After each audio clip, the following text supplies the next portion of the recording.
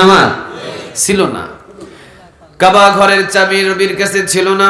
হাতিমে কাবার কাছে গিয়ে উনি ডালান দিয়ে বসতেন। জিবরিল আলাইহিস সালামকে পাঠিয়ে দিয়েছেন কে? আরো একটু জোরে বলেন কে? আল্লাহ রাব্বুল আলামিন জিবরিল আলাইহিস সালামকে পাঠিয়ে দিয়েছেন। নবীর পাশে এসে সালাম দিলেন, বললেন নবী আপনার মন খারাপ কেন? নবী বলেন আমার উম্মত আমার উম্মতের জন্য পেরেশান, আমার উম্মতের হায়াত কম, এত অল্প হায়াতের ভিতরে আমার উম্মতকে নিয়ে আমি কিভাবে আমল দিয়ে জান্নাতের দিকে টেনে নিয়ে যাব। জিবরিল আলাইহিস সালাম বলেন নবী গো, আপনাকে খুশি করার জন্য আল্লাহ রাব্বুল আলামিন আমাকে পাঠিয়েছে। ৭০,০০০ উম্মত আপনার বিনা হিসাবের আল্লাহ মাফ করে দিবে। খুশি হয়ে যান। নবী খুশি না বেজার? কথা বলেন, খুশি না বেজার? খুশি। ১৬,০০০ তো সাহাবী, ৭০,০০০ মাফ করলে আমরা যাবো কই? কথা কন না কেন? নবী এখনো বেজার। জিবরিল আলাইহিস সালাম রে ডাক দিয়ে আল্লাহ রাব্বুল আলামিন বলেন কি আমার হাবিব বেজার নাকি? হ্যাঁ আপনার হাবিব বেজার। যাও আরো ৭০,০০০ এর সাথে প্রতিজনের সাথে আরো ৭০,০০০ মাফ করে দিব। প্রথম দিল ৭০,০০০, এরপরে বললেন প্রতিজনের সাথে আরো ৭০,০০০ করে কিয়ামতের ময়দানে বিনা হিসাবে মাফ করে দিবেন। তিনি কে? এখনো বেজার। এবারে জিবরিল আলাইহিস সালাম তৃতীয়বার গেলেন। আল্লাহ রাব্বুল আলামিন বললেন এখনো বেজার? হ্যাঁ এখনো বেজার। ঠিক আছে যাও আমার হাবিবকে বলে দাও, আমার হাবিব ওই দিন যার জন্য সুপারিশ করবে তাকে আমি বিনা হিসাবে মাফ করে দিব। এই জন্য আপনারা সবাই বলেন মুহাম্মাদুর রাসূলুল্লাহ। মুহাম্মদ হলেন আল্লাহর রাসূল। তিনি এমন রাসূল মনটা খারাপ করলে তার মন ভালো করার জন্য ওহী পাঠিয়ে দেন। তিনি কে? নবীকে আদর্শ মেনে নিয়ে গোলামি করব কার? আর একটু জোরে বলেন কার? আল্লাহ রাব্বুল আলামিন যেন এই জমিনের উপরে আমাদের সবাইকে গোলামি করার তৌফিক দান করে, বলেন আমিন।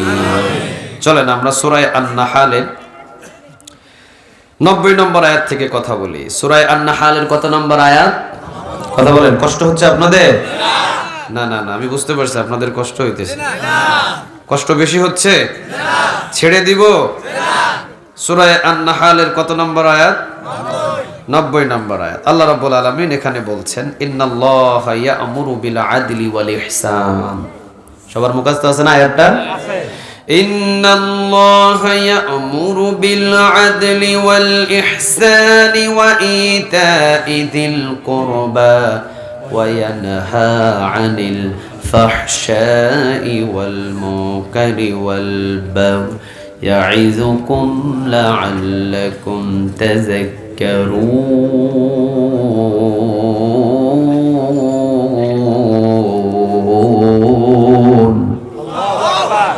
আচ্ছা, আল্লাহ এখানে ওয়াজ করলেন। কার ওয়াজ? এটা আমার ওয়াজ না। আল্লাহ সূরা আন-নাহলের 90 নম্বর আয়াতে ওয়াজ করলেন। তিনি কে? আল্লাহ। আল্লাহ নিজে ওয়াজ করছেন। আল্লাহ সুবহানাহু ওয়া তাআলা বলছেন এখানে আমি 3টা আদেশ দিয়েছি আর 3টা নিষেধ করেছি। 3টা আদেশ আর 3টা নিষেধ। 3টা আদেশ করলেন আল্লাহ সুবহানাহু ওয়া তাআলা এবং 3টা নিষেধ করলেন। আল্লাহ রাব্বুল আলামিন বললেন 3টা ধরো আর 3টা ছাড়ো। আয়াতটা সবার পরিচিত না? পড়েন দেখি। ইন্নাল্লাহা ওয়া ইতা'i যিল কুরবা ওয়া ইয়ানহা আনিল ফাহশাই ওয়াল মুনকারি ওয়াল বাগই ইয়া'iযুকুম লা'আল্লাকুম তাযাক্কারুন।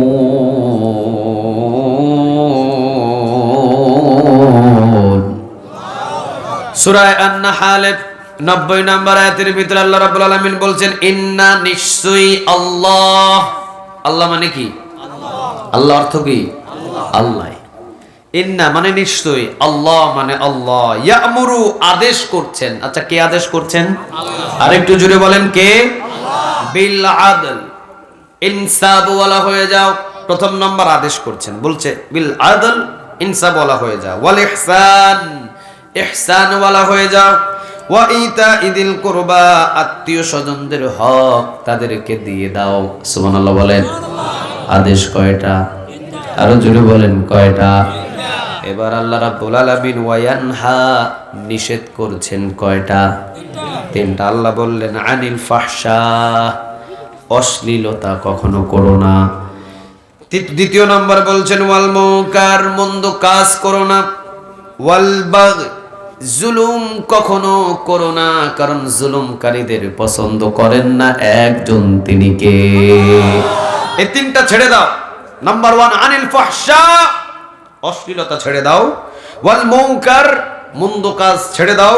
ওয়াল বাগই, জুলুম করা ছেড়ে দাও। তাহলে তিনটা ধরো আর তিনটা কথা বুঝছেন? তিনটা বলেন, তিনটা। এখন আল্লাহ কি বলছেন? ইয়াইযুকুম লাআল্লাকুম তাযাক্কারুন।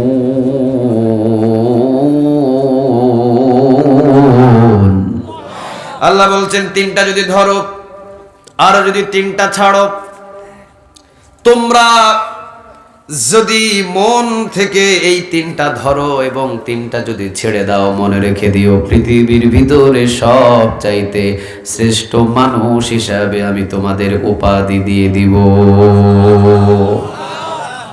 এক মুফাসসিরিনে কিরাম একটা বললেন ইয়াইযুকুম লাআল্লাকুম তাযাক্কারুন।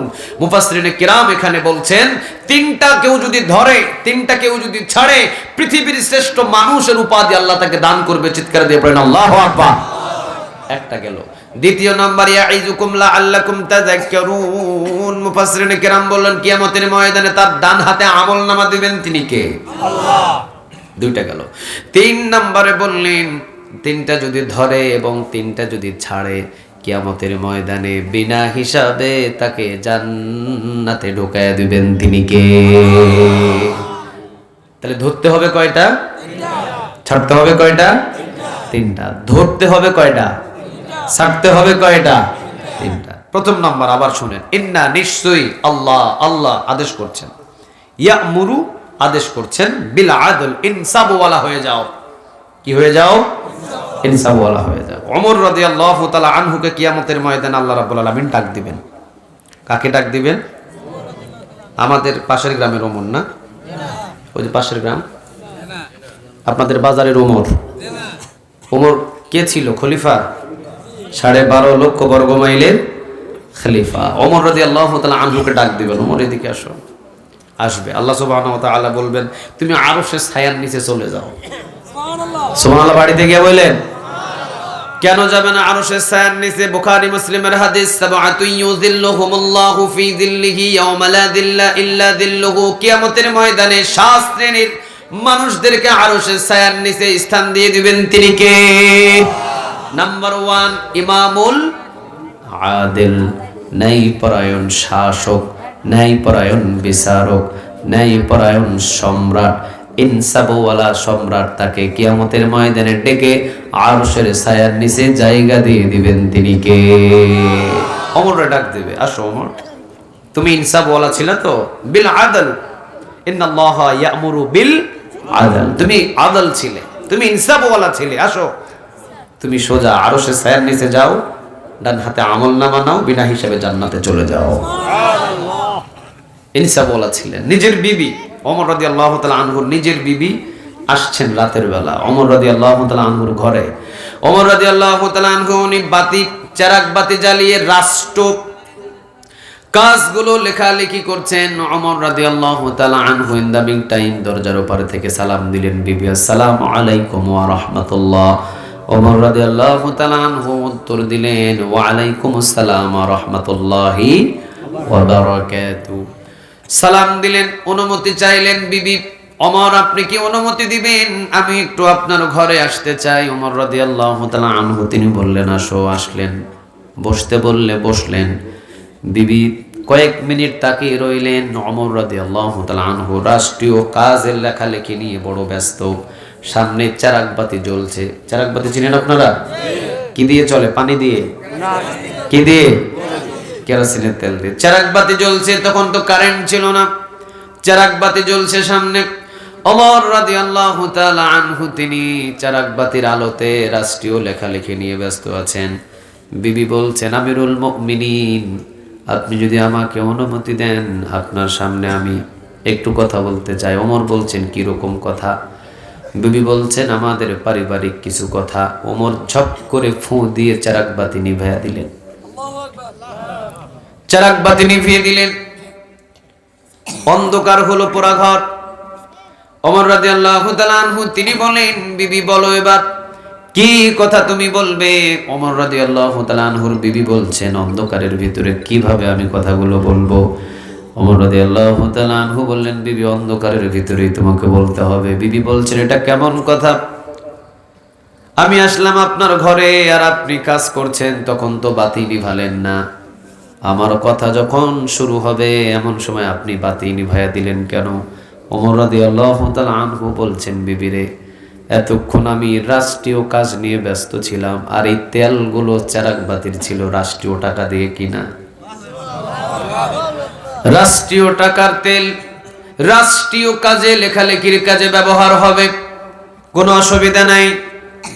তোমার ব্যক্তিগত গল্প শোনার জন্য যদি আমি রাষ্ট্রীয় তেল এক ফোঁটা জ্বালায়া ফেলি, কিয়ামতের ময়দানে ওমরকে কাঠ গড়ায় দাঁড় করাবেন তিনি কে? কি ইনসাফওয়ালা ছিল, সুবহানাল্লাহ বলবেন না? বেচারারে একটা গাড়ি দিছে পাইজারু। হেই বেটা, এই পাইজারু গাড়ি করে শালিরেও নিয়া ঘুরে, বউরেও নিয়া ঘুরে, কত বেডি উড়ায়, কত বেড়া উড়ায়, কত বাজারে পাঠায়, সব কিছু এই গাড়ি দিয়া করে। কিরে তুরে গাড়ি দিছে চেয়ারম্যান সাহেব অথবা এমপি মন্ত্রী, তুরে গাড়ি দিছে রাষ্ট্রীয় কাজ করার জন্য। তুই রাষ্ট্রীয় কাজে তুই গাড়ি ব্যবহার করবি, তোর ব্যক্তিগত কাজে তোর নিজের টাকার খরচের নিজের গাড়ি ব্যবহার করতে হবে। রাষ্ট্রীয় কাজে যদি, রাষ্ট্রীয় কাজের গাড়ি যদি নিজের ব্যক্তিগত কাজে ব্যবহার হয়, কিয়ামতের ময়দানে রাষ্ট্রের কাছ থেকে হিসাব নেবেন একজন। আওয়াজ দিয়ে বলেন তিনি কে? রাষ্ট্র হিসাব নেবে। 18 কোটি মানুষ কিয়ামতের ময়দানে দাঁড়িয়ে যাবে। আর যারা রাষ্ট্রীয় সম্পদের গাড়ি পাইছিল ওরাও দাঁড়াবে। আল্লাহ বলবে, আল্লাহ কিয়ামতের ময়দানে আল্লাহকে বলবে, আল্লাহ আমরা 18 কোটি মানুষের ট্যাক্সের টাকায় তেল কিনে শালিরি নিয়ে ঘুরছে, বউরে নিয়ে ঘুরছে, ছেলেরে নিয়ে ঘুরছে, কক্সবাজার গেছে, অমুক জায়গায় গেছে, তমুক জায়গায় গেছে। রাষ্ট্রীয় কাজ ছাড়া যদি রাষ্ট্রের সমস্ত দায়িত্ববান যারা দায়িত্বে আছেন, রাষ্ট্রীয় কাজ ছাড়া যদি এই সমস্ত গাড়িগুলো নিজের কাজে ব্যবহার হয়, হিসাব নেবেন তিনি কে? আরো জোরে বলেন না, তিনি কে? কথাগুলো কি বুঝতেছেন? আমার কথাগুলো কি বুঝতেছেন? তাহলে সম্পদ থেকে, রাষ্ট্রীয় সম্পদ থেকে আপনাকে গাড়ি দেওয়া হয়েছে, ইনসাফ হলো এই গাড়ি রাষ্ট্রের কাজে ব্যবহার করা, নিজের কাজে ব্যবহার করা যাবে। যখন আপনি রাষ্ট্রের কাছে বোর্ড অফিসে যাবেন অথবা কোনো সরকারের কাছে যাবেন, ঢাকা যাবেন, তখন এই গাড়িটা আপনি ব্যবহার করবেন। আপনি বাজার করার জন্যও রাষ্ট্রের তেল দিয়ে আপনি গাড়ি নিয়ে বাজার করে আসবেন, ওটার হিসাব নেবেন কে? এটাকে আদল বলে না, এটাকে ইনসাফ বলে না। এই জন্য আল্লাহ বলছেন, ইয়ামুরু বিল আদল, আদল মানে ইনসাফওয়ালা হয়ে যাও। এত সোজা নয় ইনসাফওয়ালা হওয়া, এত সোজা নয়। ওমর রাদিয়াল্লাহু তাআলা আনহুর ছেলে ছিল আব্দুল্লাহ। নাম কি? আব্দুল্লাহ। কথা বলেন, নাম কি? আব্দুল্লাহ। ভালো লাগে না নামটা? সবচেয়ে আল্লাহর কাছে পছন্দের নাম কোনটা? দ্বিতীয় নাম্বার আরেকটা আছে, কোনটা? আব্দুর রহমান। আব্দুল্লাহ রাদিয়াল্লাহু তাআলা আনহু ওমরের ছেলে। কুরবানের বাজারে বিশাল বড় একটা উট নিয়ে তিনি দাঁড়িয়ে আছেন। ওমর রাদিয়াল্লাহু তাআলা আনহু মুখের ভিতরে এইভাবে গামছাটা লাগিয়ে কুরবানের বাজারে হাঁটাহাঁটি করেন। ওমর দেখছেন বাজারের ভিতরে কেউ কি কোনো উটের দাম, কোনো দুম্বার দাম, কোনো ছাগলের দাম বেশি চাই কিনা, কম চাই কিনা। তিনি হেঁটে হেঁটে দেখছেন না, বাজারে সব কিছুর দাম নিয়ন্ত্রণ আছে। পেঁয়াজের দাম মাঝে মাঝে 150 হয়, 200 হয়, 250 হয়। মাঝে মাঝে সকল নেতাদের মাথায় গামছা বেঁধে এরপরে মাঠে নেমে দেখা দরকার ছিল কে পেঁয়াজের দামটা বাড়ায়, ঠিক না ঠিক না? সবাই ঘুমায়, সবাই কি করে? ঘুমায়। আর আমরা কিনা খাইতে খাইতে মরি। পেঁয়াজের দাম মাঝে মাঝে 250, 300। কে সিন্ডিকেট করে? কারা সিন্ডিকেট করছে? এগুলো নেতা সাহেবের ঘুরে ঘুরে বাহির করা দরকার, ঠিক না ঠিক? ওমর রাদিয়াল্লাহু তাআলা আনহু মুখের ভিতরে গামছা লাগিয়ে উনি কুরবানের বাজারে ঘুরছেন। পশুর দাম কি ঠিকঠাক আছে নাকি বেশি হলো নাকি কম হলো, কেউ চিনে না ওমরকে। ঘুরতে ঘুরতে দেখেন আব্দুল্লাহ রাদিয়াল্লাহু তাআলা আনহু ওমরের ছেলে, তিনি বিশাল বড় একটা উট নিয়ে দাঁড়ানো, বহু সাহাবী চতুর্দিকে দাঁড়িয়ে আছে, আব্দুল্লাহর উট দেখছে।